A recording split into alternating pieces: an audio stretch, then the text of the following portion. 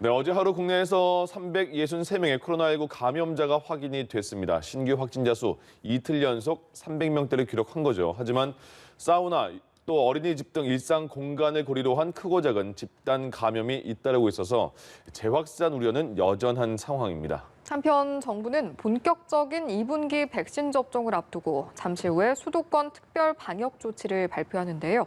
관련 내용들 김윤 서울대 의료관리학과 교수, 김수민 시사평론가와 함께 짚어보도록 하겠습니다. 네, 두 분 어서 오십시오. 안녕하십니까. 예, 계속 400명대 계속 유지하고 있고 3차 대유행의 재확산까지 당국은 걱정하고 있더라고요. 네. 안 떨어지네요, 이 수치가요. 예, 뭐 여러 차례 말씀드렸습니다만 이게 이제 3차 대유행으로 형성된 그 새로운 베이스라인 확진자 수의 그 바닥일 가능성이 높아서 여간해서는 안 떨어질 가능성이 높다고 생각합니다. 네. 그래서 방역 당국이 이걸 뭐 위험한 상황이나 불안정한 상황으로 보지 말고 이게 바닥으로 받아들이고 대책을 세우는 게 바람직하다고 생각합니다. 네. 그러니까 관리 가능한 정도의 수치는 맞는 건가요? 네, 그렇습니다. 그렇군요. 네. 예.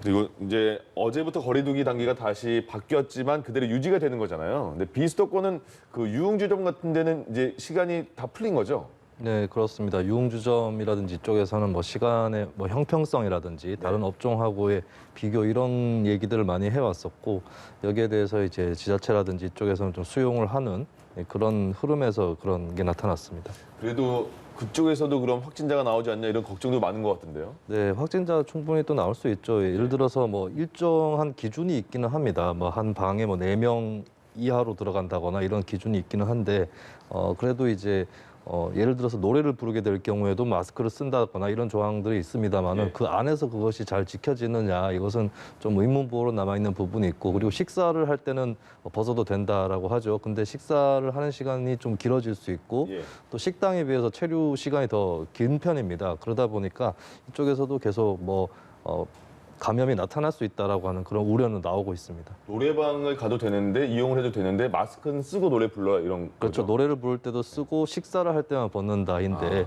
이것이 과연 철저하게 지켜질지는 좀 여러 의문이 있겠습니다. 예. 그런가 하면 정부가 오늘 수도권 특별 방역 대책을 발표를 하는데 이제 현 시점에서 가장 좀 중요하게 취해야 할 조치가 있다면 어떤 것들이 있을까요? 현 시점에서는 그 뭐 경기도를 중심으로 해서 작업장 공장에서 이제 발생하고 있는 집단 감염에 대한 대처가 중요할 텐데요. 이게 앞서 말씀드린 것처럼 단기적인 대책으로 해결되기 어려운 구조적인 문제들을 갖고 있습니다. 그러니까 뭐 열악한 기숙사 시설이랄지 환기가 잘 안 되고 다닥다닥 붙어서 작업을 해야 되는 작업장이랄지 이런 문제들을 안고 있기 때문에 이게 단기적인 특별 대책으로 해결될 문제가 아니고 장기적으로 시설 근로 환경을 개선해서 해결해야 될 문제라는 점을 정부가 좀 인식해야 되지 않을까 싶습니다. 그에 대한 내용이 나올지도 궁금하고 또 짚어볼 것이 대형 쇼핑몰에서 발생한 확진자 이야기도 좀 해봐야겠는데요. 사실 그동안 인기 매장에서는 또 수많은 사람들이 몰려있는 경우도 있어 왔기 때문에 여기에 대한 추가 대책은 또 어떤 지점에서 마련해야 한다라고 접근하는 게 좋을까요? 일단은 인원 제한이 가장 중요한, 가장 거대한 대책이라고 볼 수 있겠죠. 더현대서울 같은 경우는 주중으로 치면은 평균적으로 하루에 한 4, 5만 명, 그리고 주말로 가면 8, 9만 명 정도의 굉장히 많은 인원이 몰리게 돼 있습니다. 여기에 대한 매장 면적을 고려한 그 인원 제한이 필요해 보이고 뭐 층별로 인원을 제한을 할 수도 있겠지만 전체적으로 좀 필요해 보이는 게 일단 들어가 버리면은 어떤 층에 갔는데 층별로 인원 제한이 돼 있으면 또 뭐 다른 층에 가시라 이렇게 하기 좀 곤란하지 않겠습니까? 그렇다면 전반적으로 좀 인원을 제한할 수 있는 그런 대책이 필요하겠고 물론 매장에서 몇 가지 대책들은 또 내놓고 있습니다. 사전 예약제를 준비를 한다거나 또 이제 주차에 대해서 무료로 이용하지 않게끔 한다거나 유료 주차를 하는 것이죠. 그리고 이제 주차에 대해서도 뭐 차량 이부제를 시행한다거나 이런 대책들을 내놓고 있는데 물론 이제 거대 매장이고 하기 때문에 열 화상 체크라든지 여러 가지 뭐 QR 코드의 도입이라든지 이런 것들은 되어 있겠지만은 일단은 인원 제한이라는 것이 좀 더 필요해 보이고 아무래도 이 매장에서 인력들을 더 투입을 할 필요가 있다. 인원 체크를 위해서는 예. 그런 말씀을 기본적으로 좀 드리고 싶습니다. 네.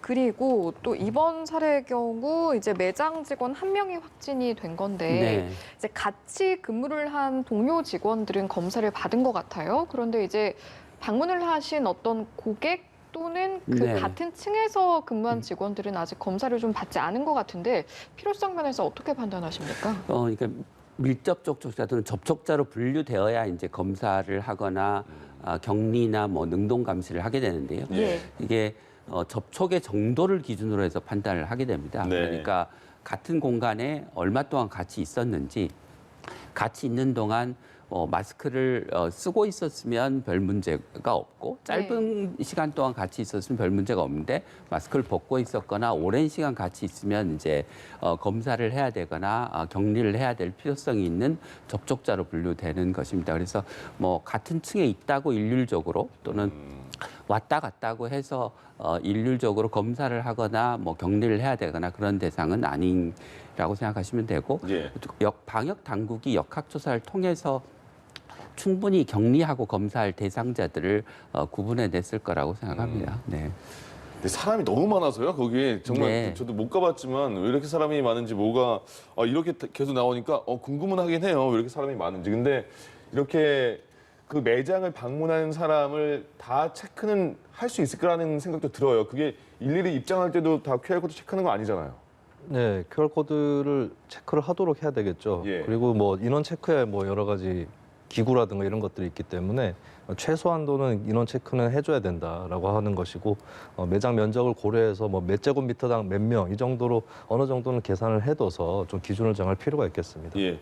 그리고 이제 어제 2분기 백신 접종 대상이 나왔는데 유치원, 뭐 어린이집 이 교사도 포함이 된 거죠? 네, 그렇습니다. 일단 뭐 교사는 처음에는 이제 사회 필수 인력 해서 군인, 경찰, 해양 경찰 뭐 이런 인력들에 대해서는 필수적으로 하는 것으로 처음부터 분류가 돼 있었는데 예. 이 교직원에 대해서는 이제 계약 시즌도 됐고 또 해외에서도 이제 어린이 감염 이런 것들이 또 크게 문제가 많이 됐습니다. 한국에서도 지금 각 어린이집에서 또 집단 감염들이 잇따르고 있는 그런 현실이기 때문에 이 교직원도 사회 필수 인력으로 봐야 되겠죠. 그런 의미에서 당국에서 적극적으로 고려를 해서 포함을 시키는 쪽으로 가닥을 잡았습니다. 예. 요새 보면요, 교수님 뭐 수원에서 평택에서 또 서울은 도봉 쪽에서 네. 어린이집 관련 감염이 한 10명 이상 계속 나오고 있거든요. 근데 최근에 이스라엘 같은 경우에는 신규 확진자의 절반 이상이 뭐 10대다 이런 얘기도 나오고요. 이렇게 네. 저 연령층에서 점점 확진이 좀 되는 듯한 느낌인가요? 아니면 지금 그 상황이 그렇게 되고 있는 건가요? 이스라엘의 경우는 이제 그 고령층을 중심으로 해서 백신 접종이 이루어지고 네. 이제 전체 국민의 뭐 한 60% 이상이 접종을 받은 상황이라 남은 접종을 받지 않은 사람들이 젊은 층인데다가 예. 활동이 많기 때문에 젊은 층의 감염이 계속 남아 있어서 이제 높은 것처럼 보이는 것 같습니다. 네. 그 통계를 네. 그냥 일반적으로 적용하기는 좀 다르군요. 네네. 예, 알겠습니다. 또 사례를 한번 짚어보면 비수도권의 경우에 지금 경남 지역을 중심으로 해서 목욕탕발 감염이 심각한 상황인데 그동안 사우나 감염이 있기는 있었는데 이렇게 또 확진자가 많이 나온 경우는 없었던 것 같아서 특별한 이유가 있는 겁니까? 일단 일반적으로 목욕탕은 뭐 지하라든지 뭐 밀폐된 시설이 있기 때문에 환기가 어렵다거나 그런 난점이 있는 것이고요. 그리고 네. 그 안에서 식사라든지 뭐 차를 마신다든지 음료를 마신다든지 또 이야기를 나눈다든지 이런 작용들이 또 일어나기 때문에 좀 어느 정도 위험성이 있는 그런 시설이었습니다. 근데 이 경남 진주의 시설 같은 경우는 정기 회원권이 또 있어요. 그래서 정기적으로 좀 목욕탕을 방문을 하는 분들이 많았고 이게 사실 평소에는 좋은 걸 수도 있습니다. 뭐냐면 이 목욕탕을 통해서 이웃끼리 교류를 하고 잘 만나고 이런 문화가 좀 더 있다고 해요. 근데 이게 평소에는 뭐 공동체 문화에서 좋을 수도 있는데 현재 이제 좀 거리두기를 해서 감염을 피해야 되는 경우에서는 또 난점으로 작용한다라고 하는 것이 이 진주에서 또 드러난 것이기도 합니다. 그리고 또 한편으로는 공무원들이 좀 형식적으로 점검을 했다, 제대로 점검하지 않았다 이런 얘기들도 이제 관계자 사이에서 나오고 있습니다. 예. 이렇게 진주, 거제, 경남 일대에서 단기간에 좀 확진자가 빠르게 늘고 있는데 네. 상황이 이렇다 보니까 변이 바이러스 검사까지 지금 진행을 하고 있는 상황이거든요. 예, 그렇습니다. 일단 결과 좀 어떻게 예상하십니까?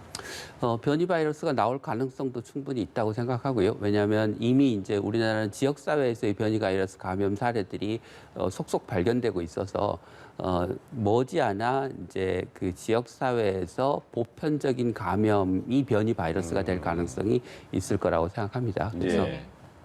외국의 경우를 보면 보통 발견되고 나서 한 3개월쯤 지나면 전체 감염의 상당한 부분이 변이 바이러스 발감염이 되는 상황으로 발전해서 예. 우리나라도 아마 비슷한 상황이 벌어질 거라고 생각합니다. 예. 네. 그렇다면 경남 일대에 이제 계시는 분들 같은 경우에는 뭐 물론 방역 조칙 잘 지키고 계시겠지만 더욱더 좀 유의해서 신경 써서 지켜야 할 부분들이 있다면 어떤 것들이 뭐 있을까요? 개인이 신경을 쓰는 거는 일반적인 방역 수칙을 계속해서 잘 지키는 것 이외에 더 할 일은 없을 것 같고요. 네. 예. 방역 당국이 그 철저하게 역학조사를 통해서 놓치는 사람이 없어야 그러니까 조용한 전파자를 놓치면 그분들을 통해서 또 새로운 변이 바이러스의 감염이 발전하기 때문에 예. 예.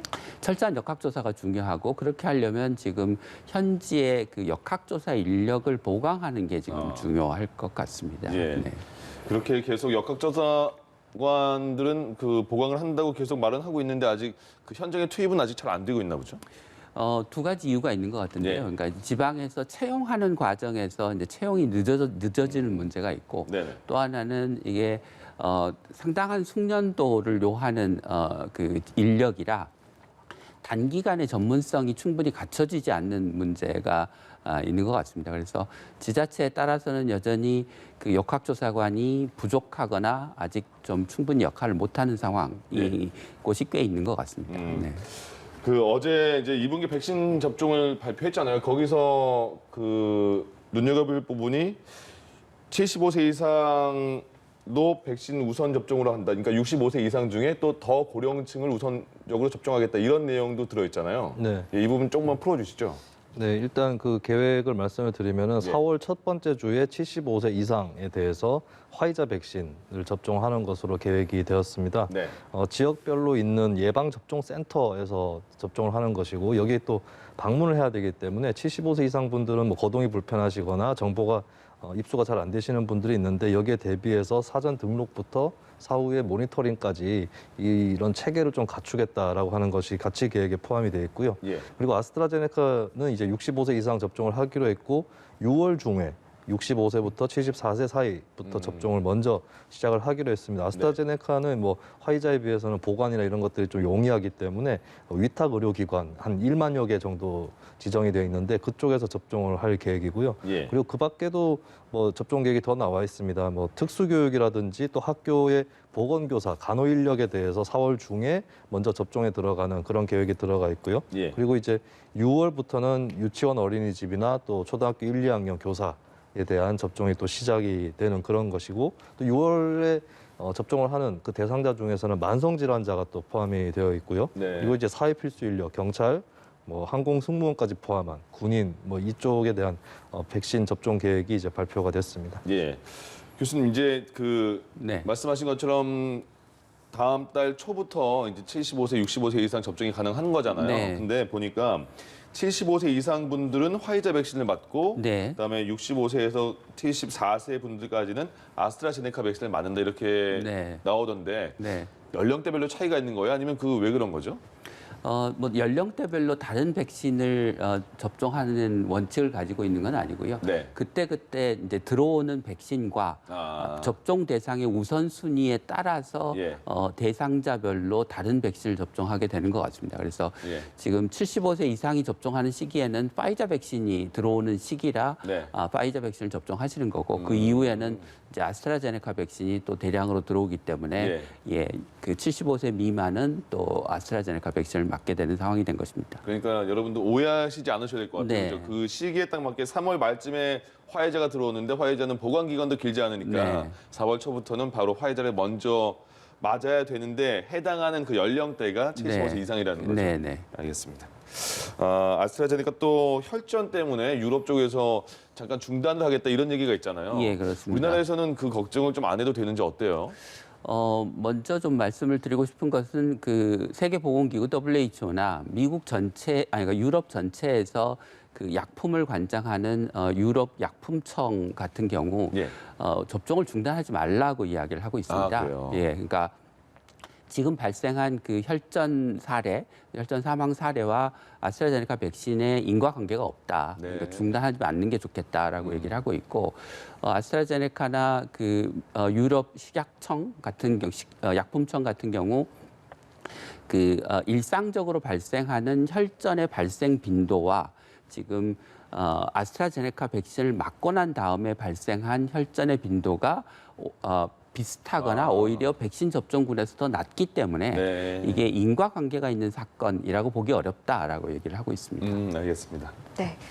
이어서 이 내용도 짚어보겠습니다. 문재인 대통령과 김정숙 여사 6월 해외 순방을 앞두고 다음 주 화요일에 아스트라제네카 백신을 이제 공개 접종한다고 하는데, 그러면 이제 1차 접종이 있고 2차 접종이 있잖아요. 2차 네. 접종까지 맞고 나가게 되는 겁니까? 그렇습니다. 그 G7 회의가 6월 11일부터 13일까지 있거든요. 네. 그렇다면 그때까지 남아있는 기간들을 계산을 해보면 이번에 이제 아스트라제네카 백신이 3월 23일부터 접종이 시작이 되는데 문 대통령 부부가 둘 다 만 65세 이상이거든요. 예. 접종 대상이 되는데 그날 맞으면 이게 아스트라제네카는 좀 1차 접종과 2차 접종 간의 간격이 긴 편입니다. 네네. 그리고 한국 정부에서 이제 10주라는 기간을 정해놓고 있는데 3월 23일에 맞게 되면 2차 접종을 6월 1일에 하게 되거든요. 네. 그러면은 이제 G7 전에 어느 정도 여유 있게 2차 접종까지 끝낼 수 있기 때문에 그 10주간이라고 하는 간격에 맞춰서 3월 23일, 뭐 6월 초 이 정도에서 이제 두 번의 접종을 다 끝내고 이게 접종을 이제 2차까지 끝내야 이제 효력이 제대로 발생을 하는 것이기 때문에 거기에 맞춰서 이제 G7 일정을 앞두고 접종을 문 대통령 내외가 받을 계획입니다. 예. 사실 이제 순방을 앞두고 맞게 되는 건데, 사실 모든 국제회의들이 화상으로 진행이 되다가 네. 이제 일부 국가들은 접종이 이루어지면서 네. 이런 순방이나 회의도 좀 가능해지는 것 같습니다. 네. 그런데 WHO에서는 이제 남는 백신이 있으면 저 개발국에 나눠달라라고 네. 말할 정도로 좀 상황이 어려운 국가들도 있어서 백신 수급에 있어서 좀 어떤 의견을 가지고 계신지요? 지금 전 세계적으로 보면 선진국들이 백신을 좀 독점하고 있는 상황인데다가 네. 이게 백신의 공급 부족하고 맞물려서 그 저개발 국가에서는 지금 백신 접종을 못한 국가들이 대부분인 상황입니다. 그래서 소위 고소득 국가가 이제 전 세계에서 차지하는 인구가 한 15% 정도 되는데, 이 15%의 인구를 갖고 있는 국가들이 전체 백신의 절반 이상을 지금 독점하고 있습니다. 예. 그렇게 되면 저개발 국가들에서의 백신 접종이 늦어져서 아마 예상키로는 2024년 말이나 돼야 이게 접종이 완료될 거다, 저개발 국가들은. 예. 그러면 문제가 저개발 국가들만의 문제가 아니라 계속해서 그 지역에서 새로운 변이 바이러스들이 생기고 그게 또 선진국으로 다른 나라로 유입되게 됩니다. 또 저개발 국가들이 백신 접종을 못해서 이제 경제 활동을 못하면 선진국들이 그런 나라들의 수출을 하기가 어렵게 되니까 예. 또 전 세계 경제에도 좋지 않은 영향을 미치는 거죠. 그래서 예. 어떤 식으로든지 지금보다는 훨씬 더 저개발 국가들이 백신을 쉽게 맞을 수 있도록 하는 그런 조치들이 좀 이루어져야 될 것 같고, 이게 백신을 많이 확보한 선진국들이 자기 쓸 만큼만 남기고 이제 저개발 국가들의 그 백신 분들을 공급해주는 일들이 좀 일어나야 될 것 같습니다. 예. 정부가 이제 방역 당국이 이제 백신 접종 이후에 사망한 사례가 우리나라에서 종종 나오다 보니까 그 인과성을 조사했는데 결과를 발표를 했잖아요. 근데 관계는 일단 없다는 거죠. 그렇습니다. 1차, 2차에 걸쳐서 14명을 조사를 했고 14분 중에서 이제 2분 정도는 부검을 더 해보고 더 확실하게 밝혀보겠다라고 했는데, 일단 지금까지 드러난 걸 봤을 때는 상관관계하고 인과관계가 차이가 있습니다. 네. 상관관계는 A를 했는데 B라는 일이 벌어졌다 이고, 인과관계는 A를 해서 B가 됐다라고 하는 거거든요. 예. 그럼 이제 상관관계에 그치지 않는 인과관계가 있느냐, 이거를 점검을 해보려면 다른 원인으로 돌아가셨던 어떤 가능성 이런 것들을 짚어볼 필요가 있고 또 예. 같은 백신을 맞은 다른 사람들은 같은 결과를 맞았느냐 이런 것들을 같이 짚어본다면은 이제 인과관계가 증명이 될 텐데 일단 따져보니까 원래 이제 어떤 심혈관계 질환이라든지 또 이런 기저질환 같은 것들이 있었던 분들이 악화된 사례가 많았습니다. 50대 이번에 2차 조사에서는 50대 4명, 60대 2명이었는데 다들 기저질환이 있는 분들이었고 또 사망 원인도 이제 심부전이라든지 폐렴 이렇게 좀 백신 이외에 다른 원인으로 추정할 수 있는 것들이 또 있었기 때문에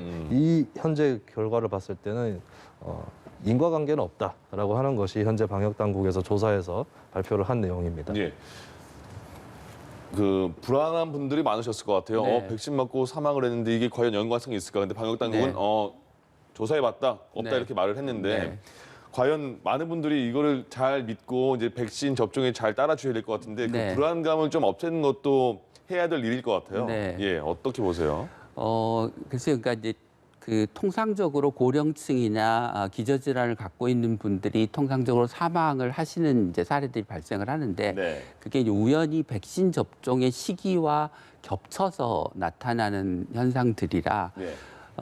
뭐 개인에서 그런 사망에 이르게 된 원인도 조사를 하고 정부 당국이 그다음에 백신 접종한 분들에서 특별히 사망률이 올라가는지 여부도 계속 모니터링하고 있어서 네.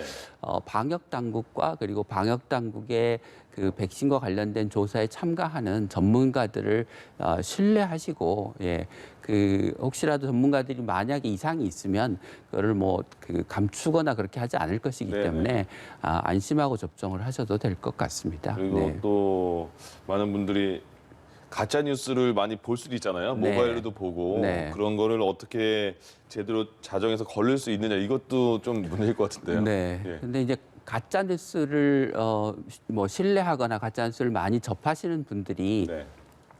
그러니까 약간 정치적인 이유, 그러니까 본인이 지지하는 어떤 정치적인 입장에 예. 따라서 특정 매체를 접하게 되고 그 매체들이 가짜 뉴스를 백신과 관련해서 더 많이 생산하고 이런 경향들이 발생하기 때문에 예. 적어도 백신과 관련해서는 내가 누구를 지지하든지 어떤 정당을 지지하든지 관계없이 전문가와 당국의 말을 신뢰하시는 게 예. 우리 모두에게 도움이 되는 일인 것 같습니다. 네, 알겠습니다. 오늘 말씀 여기까지 듣겠습니다. 자, 김윤 서울대 의료관리학과 교수 김수민 시사평론가 두 분과 함께했습니다. 고맙습니다. 고맙습니다.